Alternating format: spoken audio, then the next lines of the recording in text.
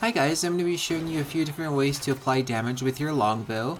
When you're playing archer, one of the styles is you can try and spread it out among as many people as you can, forcing them to use their med kits or forcing them to be lower health, so that when they get into an engagement with your teammate, your team has a much better chance of one or two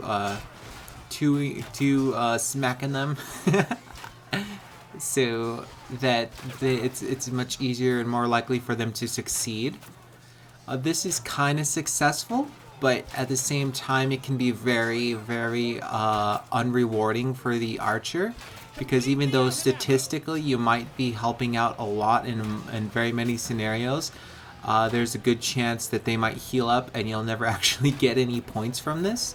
So it kind of depends on how you want to play. Do you want to play for points and unlocking stuff, or are you already, maxed out and you don't really care anymore and you're trying to, help the team win? Then you can do this.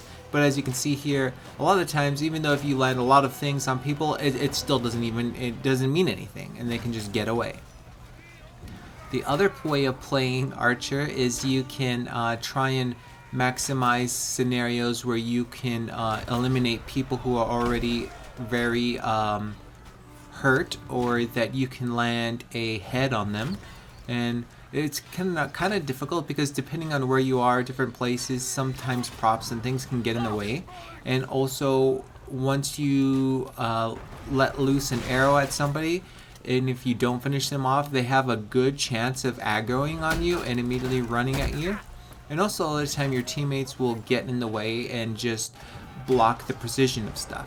The third and probably the best way to play archer is to team up with another archer, so that you can both kind of oh my god, I hate the sensor so much. So both of you can kind of focus on the same target at the same time, so that you can finish them off quickly. And it's very, very hard to deal with you.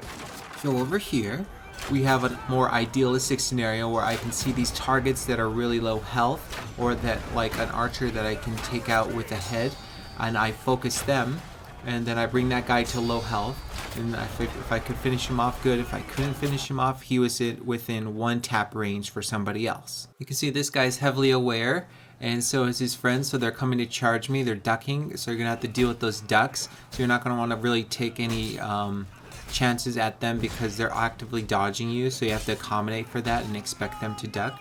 And you have to pull out your secondary as soon as possible so you can engage them before they get to you.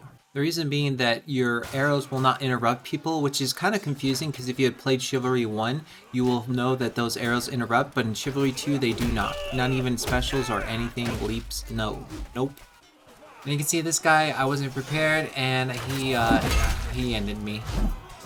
As an archer, you're going to have a lot more map awareness than anyone else, so make sure whenever you see somebody down, you'll be able to know whether or not it's safe, because you're paying attention and not just, being a loser that's not helping your team. So make sure you pick them up if it's safe, because you're a lot less affected, because you don't have to go over there and get them, and then you have to go all the way back to the battle. You can just immediately pull out your bow, and you're just as effective as if you had been in that other position. The Vanguard leaps are some of the most dangerous things to you, because a lot of them can one-tap you or get you very close to one-tap, so be very careful. People hate archers and always try and sneak up on them, so make sure you pay attention. One of the cool things about archer is that you can pick up things temporarily and use them against their creators. Or if you can find something nearby, you can use it. If somebody's going to rush you, you're better off using that and then coming back to your bow after the fact.